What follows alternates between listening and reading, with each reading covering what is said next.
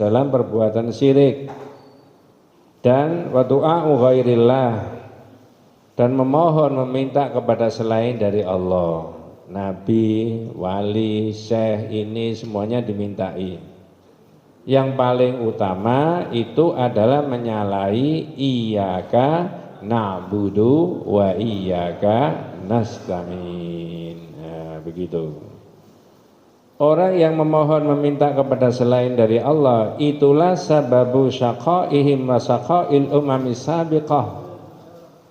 Itu sebab kesengsaraan umat-umat terdahulu, ya, dan umat-umat yang akan datang.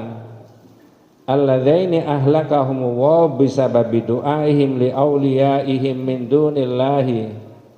Karena sebab mereka itu tidak memohon pertolongan kepada Allah. Coba jangan tak cek. Dalam peristiwa apa Nabi itu terdesak kemudian memohon kepada Allah? Jawabannya? Loh, katanya sudah ngaji bertahun-tahun. Kalau itu belum bisa dijawab, kemudian Allah Subhanahu wa taala menurunkan bala bantuan 1000 malaikat pada waktu perang Badar. Jangan dilupakan. Kalau orang bertanya, itu kan zaman Rasul, Pak. Iya, 2023 juga bisa. 2024 insya Allah tambah bisa. Ya, jangan menyepelekan. Kalau berdoa kepada Allah satu-satunya itu tidak ada efeknya, tidak mungkin Allah itu memerintahkan untuk memohon kepadanya. Jadi sebab keruntuhan umat itu karena kesyirikan tadi. Nah, baru sekarang ini membahas tentang misinya para ulama itu. Mudah-mudahan tidak salah paham. Inna mauqifal ulama minat tauhid wa mukharabatus syirki ala aksamin. Sesungguhnya posisi ulama, pandangan ulama, pendapat ulama terhadap tauhid itu dan memerangi syirik ada macam-macam. Jadi pandangan ulama kepada tauhid dan memerangi syirik itu ada variasi. Ya, nanti jenengan yang niteni bener gak ini? Satu, al-qismul awal, pertama. Ulama yang apa? Satu, fahimut tauhid wa ahammiyatahu wa arafu syirik wa aqsamahu faqamu biwajibihim wa bayyanu linnas at-tauhid wa syirik wa hujjatuhumul Qur'anul Karim was sunnatus sahihah. Pertama, posisi yang nomor satu, yaitu ulama yang fahimut tauhid wa ahammiyatahu, ngerti tauhid dan mengerti pentingnya tauhid, wa arafu syirik wa aqsamahu, dan ngerti syirik dan macam-macamnya, faqamu biwajibihim. Ulama yang demikian kemudian dia mengambil inisiatif untuk mendakwai umat tentang tauhid tadi. Wa bayyanu linnas, lalu dia menerangkan kepada umat manusia anit tauhid wasyirki. Ini tauhid, ini syirik, ini tauhid, ini syirik. Wa hujjatuhumul Qur'anul Karim wa sunnatus sahihah. Dalilnya pakai Quran dan hadisnya Nabi. Jadi tidak ngarang. Wa qad tu'radu haula'i ulama kama tu'radul anbiya.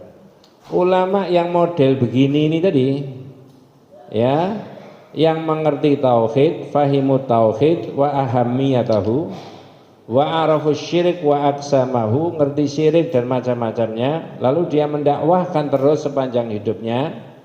Kata kitab ini, ulama yang model beginilah biasanya banyak dimusuhi orang. Bener Pak? Jangan emosi, biasa aja. Tenang aja Pak, ini ngaji. Dimusuhi yang aliran apa, yang aliran sesat, yang menyesatkan, yang radikal, yang mau merubah ini, merubah itu, dedek bengek, macam-macam. Makanya sebelum membahas ini, itu judulnya A'da'ut Tauhid, musuh-musuhnya Tauhid. Bahkan kata Syekh Jamil Zainu, kalau orang mengajarkan Tauhid dan belajar Tauhid belum dimusuhi orang, berarti belum selamat orang itu tadi. Zaman sudah dimusuhi? Belum. Berarti belum selamat. Itu ya. Ila ittihamatin kadzibatin fasabaru walam yataraja'u.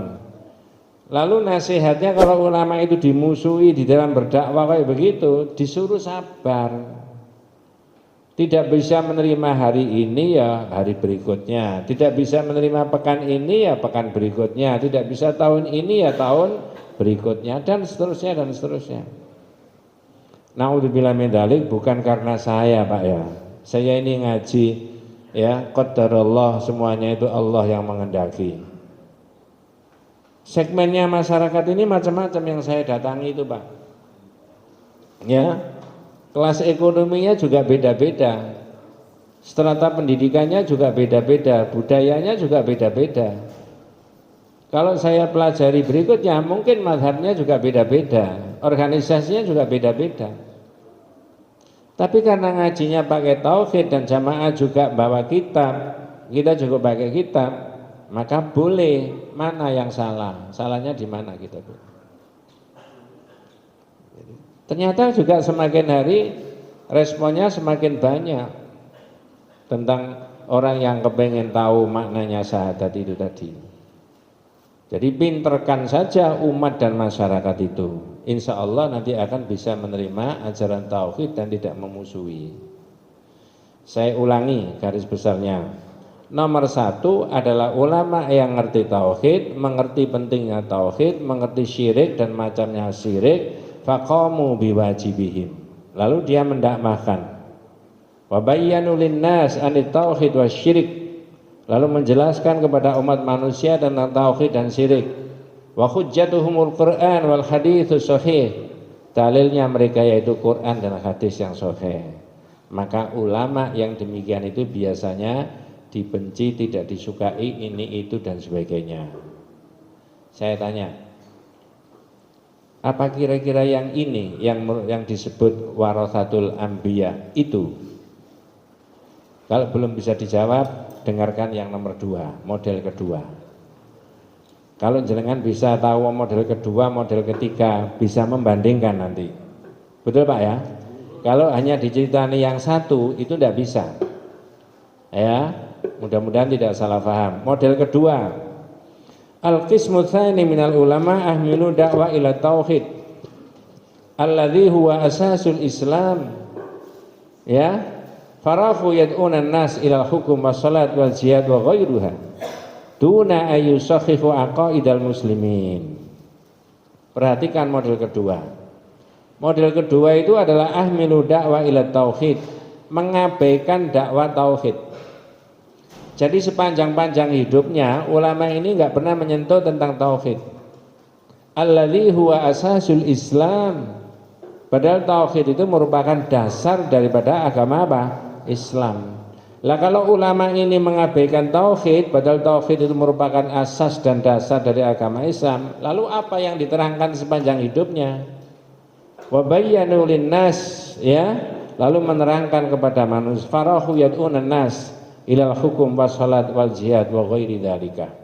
Yang diterangkan itu salat, puasa, hukum, jihad dan sebagainya, duna ayyusakhihu aqaidal muslimin, tanpa bicara tauhid, tanpa meluruskan akidahnya umat. Bisa membandingkan antara nomor 1 dengan nomor 2? Halo? Kalau tidak bisa tidak saya ulangi loh. Ya. Yang pertama itu konsen terhadap tauhid. Seperti yang saya sebutkan tadi, kalau dakwanya Nabi itu dakwah tauhid, seperti surat An-Nahl tadi, maka ini yang meneruskan. Berarti tauhid toh Pak Ustadz? Enggak, yang lain-lain juga diterangkan. Itu yang model pertama. Model kedua, al-qismu tsani ahmilu da'wa ila tauhid, mengabaikan tauhid. Kalau jenengan bisa mempelajari riwayatnya para imam-imam mujtahid, hampir semuanya menulis tauhid. Imam Syafi'i, Imam Maliki, Imam Hambali dan sebagainya. Tidak ada yang tidak. Entah besar, entah kecil kitabnya, semuanya bicara tauhid. Tapi model kedua ini adalah mengabaikan, sama sekali tidak bicara tentang tauhid. Tapi asik dia itu menerangkan sholat, hukum jihad dan sebagainya tanpa meluruskan akidahnya umat. Ka'annahum lam yasma'u qaulallahi ta'ala. Ulama yang kedua ini sepertinya belum pernah mendengar dawuhnya Allah. Dawuh yang bagaimana? Walau asyraku lahabita anhum ma kanu ya'malun. Andai kata mereka itu berbuat syirik, tentu saja hapus segala amal yang mereka lakukan. Kok seolah-olah ulama ini belum pernah mendengar itu? Lah kalau tauhid ini merupakan dasar, maka mestinya tauhid dulu yang diterangkan sebelum sholat, sebelum zakat, sebelum puasa dan seterusnya. Betul Pak ya? Ini gitu loh. Ini bukan karena saya, ini pendapatnya kitab ini dan itu betul. Nah, insya Allah mudah-mudahan Allah memberi umur panjang kepada kita semuanya ya. Tapi yang barokah ya. Mengapa Pak begitu? Yuk amin terus ya. Mengapa kok begitu? Nanti ada bab berikutnya tentang marhalatun Nabi. Periodisasi Nabi di dalam apa? Membina umat itu. Pertama adalah marhalatut tauhid. Jadi Nabi itu menguatkan akidahnya umat itu tentang tauhid dulu. Yang kedua marhalatul ukhuwah, dipersaudarakan oleh Nabi tadi. Nah, makanya saya sering menyebutkan kalau seorang pemimpin kepingin menjadi pemimpin yang sukses di level mana saja, ikuti polanya Nabi di dalam memimpin umat. Ya, nanti aja 2024, jangan oman amin sekarang. Ya, pertama adalah aqidatut tauhid ini dikuatkan dulu. Makanya para pendiri bangsa itu kan kemudian meletakkan ketuhanan yang Maha Esa di sila yang pertama, dan itu tauhid. Rumusan itu sebelumnya adalah ketuhanan dengan kewajiban menjalankan syariat Islam bagi pemeluk-pemeluknya. Itu rumusan Piagam Jakarta 22 Juni 1945. Nah, begitu. Nah, jadi ini marhalatut tauhid. Yang kedua ukhuwah, dipersaudarakan. Kalau mau jadi pemimpin yang baik, maka umat itu dipersaudarakan, bukan dipecah-pecah. Kalau sudah dipersaudarakan, baik yang di internal umat Islam maupun umat Islam dengan yang lain, tidak ada alasan tidak mendukung dia seseorang itu jadi pemimpin. Karena dia menyatukan, bukan memecah-mecah. Baru yang ketiga al-istiqdad, persiapan menghadapi orang yang ngerecoki Nabi saat itu. Dan yang terakhir adalah tahqiqun nasr, ada kemenangan yang Allah berikan. Urut-urutannya harus begitu. Nah, balik lagi, ulama yang kedua itu adalah ahmilu dakwah ila tauhid, mengabaikan tauhid. Sepanjang hidupnya tidak pernah berbicara begitu. Walau qaddimu tauhid qabla ghairihi kama fa'alatir rusul lana jahat da'watuhum wa nasarahumullahu kama nasara rusul wal anbiya. Monggo, apa terjemahnya? Tingkatan ulama yang kedua. Andai kata gitu. Seandainya mereka, halaman 54. Atas sendiri. Seandainya mereka mengajak kepada tauhid sebelum berdakwah kepada yang lain, sebagaimana yang dilakukan oleh para rasul, tentu dakwah mereka akan berhasil dan akan mendapat pertolongan dari Allah, sebagaimana Allah telah memberikan pertolongan kepada para rasul dan nabinya. Ya, mic-nya itu baterainya baru. Mic-nya ya. Jadi ini pendapatnya Syekh Jamil Zainu, andai kata umat itu dimulai dari tauhid dulu, maka endingnya akan menang. Karena satu, ya, mohon maaf ini bukan politik. Kalau umat Islam Indonesia itu visi misinya satu, maka kata Pak Haidar Nasir, umat Islam bisa menentukan siapa presidennya. Tenang aja Pak. Kalau pikirannya satu Pak. Ini betul itu. Dan orang kadang-kadang salah paham. Nanti kalau umat Islam yang berkuasa, bukan Islam diusir. Enggak. Sejarahnya umat Islam tidak begitu. Justru sahabat-sahabat kita yang tidak beragama Islam akan dilindungi. Pasti akan dilindungi. Ya.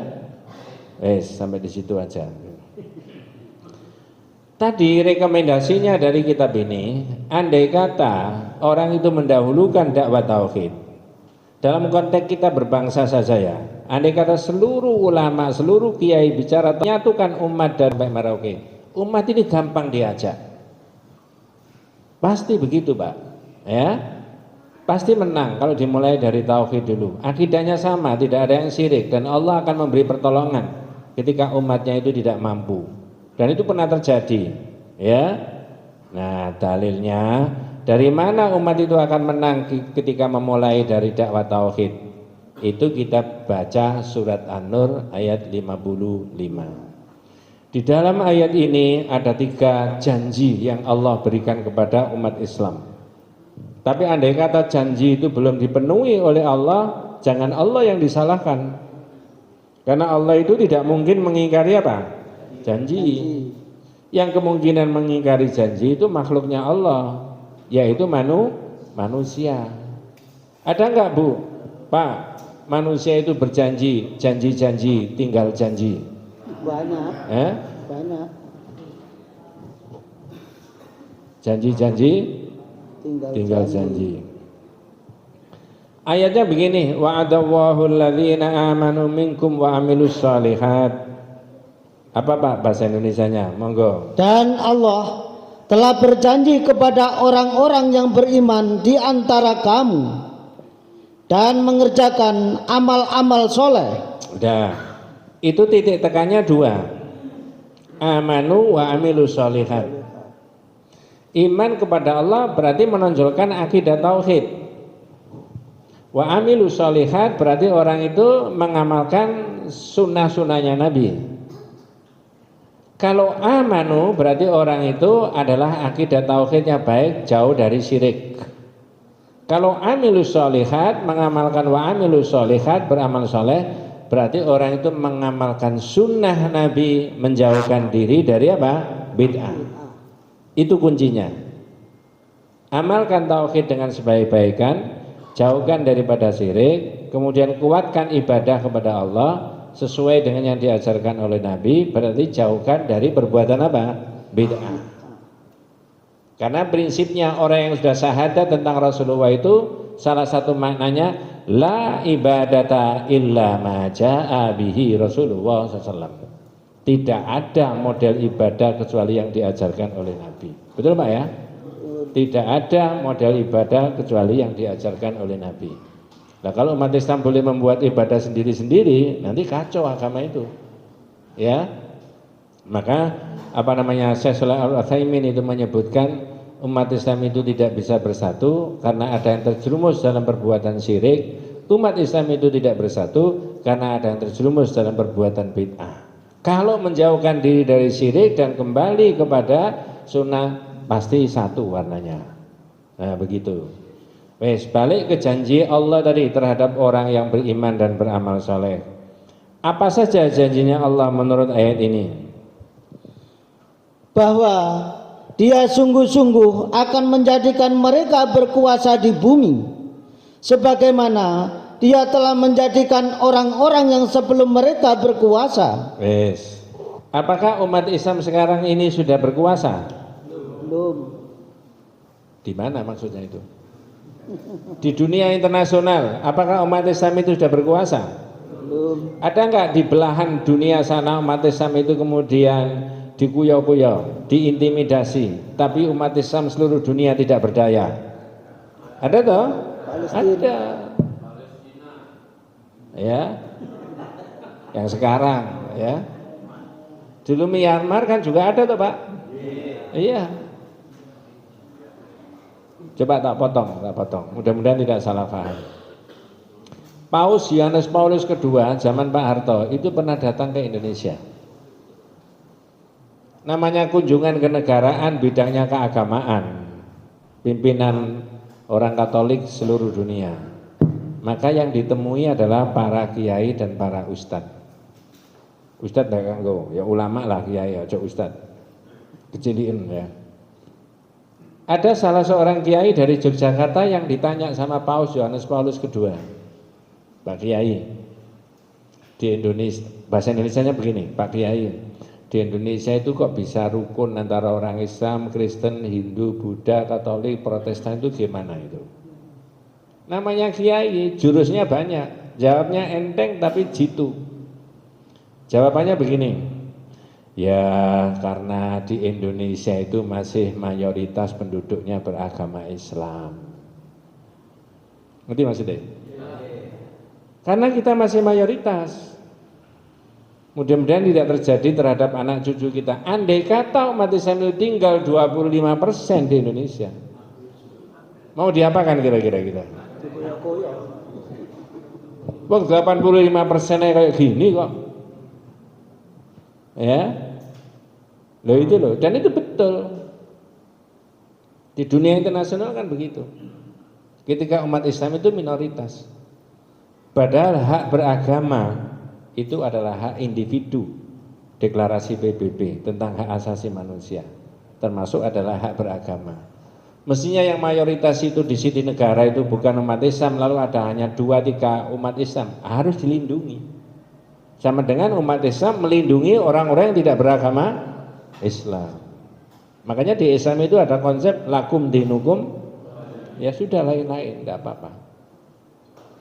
Jadi saya ulangi, janjinya Allah, la yastakhlifannahum fil ardi kama stakhlafal ladzina min qablihim. Allah akan memberikan kekuasaan kepada orang-orang Islam sebagaimana Allah memberikan kekuasaan kepada orang-orang yang sebelum kamu. Sekarang belum diberi kekuasaan. Ini janjinya Allah yang pertama. Janji yang kedua, monggo. Dan sungguh Dia akan meneguhkan bagi mereka agama yang telah diridhoinya untuk mereka. Ya. Wala yumakkinanna lahum dinahumul ladzir tadzalahum. Dan Allah akan meneguhkan agama yang diridhoi buat mereka. Jadi Islam itu menjadi agama yang kuat nantinya. Kalau pakai bahasa sekarang, di berbagai sektor kehidupan Islam itu nampak ada keislaman dan mereka tidak ada Islamofobia. Tidak ada statement-statement yang tidak suka sama Islam, nggak ada. Ya, itu janjinya Allah. Wala yumakkinanna lahum dinahumul ladzir tadzalahum. Agama Islam itu akan dikuatkan. Ya, di kantor-kantor swasta, di kantor-kantor pemerintah, di BUMN, di orang-orang yang di situ minoritas umat Islam itu tetap ada sinar keagamaan. Ini janjinya Allah. Sudah dua. Satu, umat Islam akan diberi kekuasaan. Yang kedua, umat Islam agamanya akan diteguhkan, dikuatkan. Mohon maaf Bu ya, kadang-kadang di masyarakat tertentu saja tahu ada ibu-ibu yang pakai jilbab gitu tidak seneng itu. Betul nggak Pak? Kadang-kadang di perusahaan-perusahaan tertentu, walaupun itu tidak boleh, adik-adik kita, anak-anak putri-putri kita itu pakai jilbab juga kadang-kadang tidak boleh. Betul Pak ya? Berarti belum dikuatkan Islam itu. Ya, orang menilai itu keindahan itu bukan dari situ, tapi dilihat dari keindahan tubuhnya. Tidak begitu di Islam itu, akhlaknya. Nah begitu. Yang ketiga, dan Dia benar-benar akan menukar keadaan mereka sesudah mereka berada dalam ketakutan menjadi aman sentosa. Wala yubaddilannahum min ba'di khaufihim amna. Allah akan mengganti rasa takut menjadi rasa aman sentosa. Takut menyampaikan yang benar, takut ngeritik ini, takut ngeritik itu, takut bicara yang baik, takut ini. Itu ketakutan-ketakutan itu kata Allah akan tidak ada, diganti dengan rasa aman. Tapi ada syaratnya janjinya Allah itu tadi. Saya ulangi pakai bahasa Indonesia. Menurut surat An-Nur ayat 55. Allah itu akan menjanjikan, satu, umat Islam akan diberi kekuasaan sebagaimana umat-umat sebelumnya dulu, umat Islam sebelum kita. Yang kedua adalah agama itu akan dikuatkan, diteguhkan sehingga tidak ada Islamofobi, ya, tidak ada orang melecehkan Islam. Yang ketiga akan mengganti rasa takut menjadi rasa apa? Aman. Syaratnya apa janji Allah itu terpenuhi? Tiga tadi. Monggo. Mereka tetap menyembahku dengan tiada mempersekutukan sesuatu apapun dengan aku. Itu Pak, syaratnya ya'budunani, ya, la yusyriku nabi syai'an. Asal umat Islam itu tetap hanya istiqomah menyembah siapa? Allah, dan tidak berbuat apa? Syirik. Syirik itu macam-macam variasinya Pak. Saya beri contoh yang hampir setiap ngaji disebut. Orang mencintai dunia lebih dari cintanya kepada Allah, lalu mengambil yang bukan haknya, itu sudah namanya asyirku fil mahabbah. Kalau pakai bahasa populer, orang korupsi mengambil yang bukan haknya, itu tidak ada rasa kecintaan kepada Allah. Dia saking senangnya sama cinta duit itu tadi, banyak sekali duitnya, miliaran bisa triliunan, diambil untuk koleganya, untuk teman-temannya dan sebagainya, tanpa mempedulikan hukum dan syariatnya siapa? Allah. Itu sudah syirik. Syirik dalam bercinta. Ya. Dua model kesyirikan. Orang yang di atasnya. Orang yang di atasnya itu siapa itu maksudnya? Bisa orang di atasnya anak kepada orang tua. Orang tua kan di atas tuh Pak. Halo? Anak terhadap siapa? Orang tua. Misalkan, naudzubillah min dzalik, orang tuanya salah melanggar hukum syariat, anaknya mengiyakan saja. Iya, iya, iya. Berarti anak ini lebih mentaati orang tua daripada mentaati siapa? Allah. Itu namanya asyirku fit ta'ati, syirik dalam ketaatan.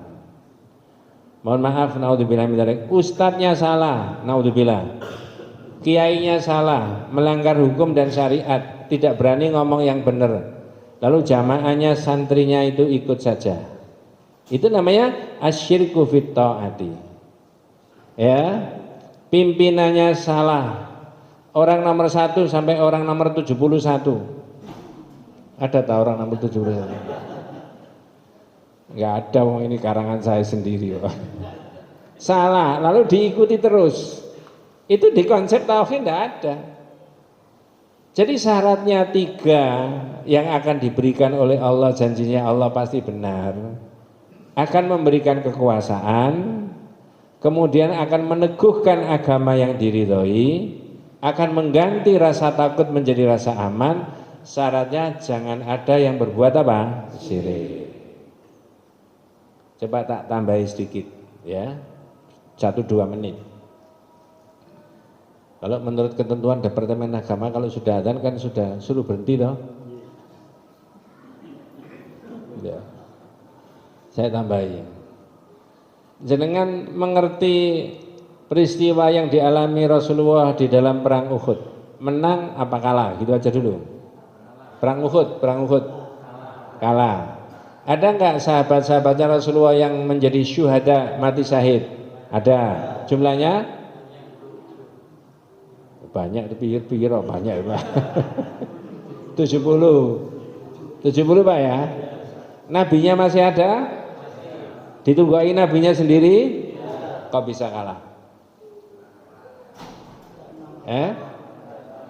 Itu diabadikan di dalam Al-Quran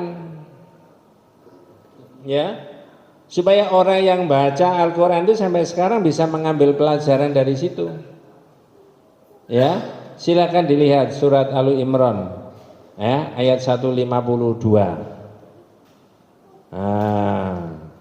Surat apa tadi? Al-Imran 152. Mudah-mudahan tidak salah menyebut. Sehingga kalau panjenengan membaca ayat itu, hubungannya dengan yang saya terangkan tadi betul, beriman kepada Allah dan tidak syirik tadi. Itu syarat untuk bisa adanya kemenangan umat Islam. Lalu jenengan tak suruh baca surat Al-Imran 152. Ayatnya agak panjang. A'udzubillahi minasyaitonirrajim. Bismillahirrahmanirrahim. Walaqad shadaqakumullahu wa'dahu id tahussunahum bi'idnih. Nah, apa bahasa Indonesianya? Monggo. Dan sesungguhnya Allah telah memenuhi janjinya kepada kamu ketika kamu membunuh mereka dengan izinnya. Itu di awal peperangan. Umat Islam itu menang. Allah telah memenuhi janjinya ketika kamu membunuh mereka atas izin Allah. Tapi situasi seperti itu tidak selamanya terjadi di peperangan Uhud itu tadi di Madinah. Yang terjadi berikutnya apa? Monggo. Sampai pada saat kamu lemah dan berselisih dalam urusan itu. Dua. Satu, hatta idza fasiltum. Ketika kamu lemah iman. Iman itu bisa naik turun, Pak? Ya. Kalau situasi Ramadan itu waktu itu naik apa turun? Naik. Kalau sekarang tidak Ramadan ini?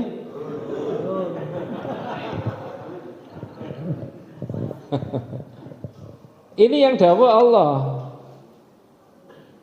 Jadi walaupun sahabat sendiri ada fluktuasi naik turun, hatta idza fashiltum, ketika kamu lemah iman. Satu. Dua, tanaza'tum fil amri, berselisih pendapat tentang urusan itu. Berselisih pendapat apa? 50 para penembak jitu yang ditugasi Rasulullah tidak boleh turun, itu mereka berselisih pendapat. Turun apa enggak, turun apa enggak. Padahal perintahnya jelas, jangan turun apapun yang terjadi. Yang merintah ini Nabi. Tapi perintahnya Nabi masih diurai saja. Ya. Turun apa enggak?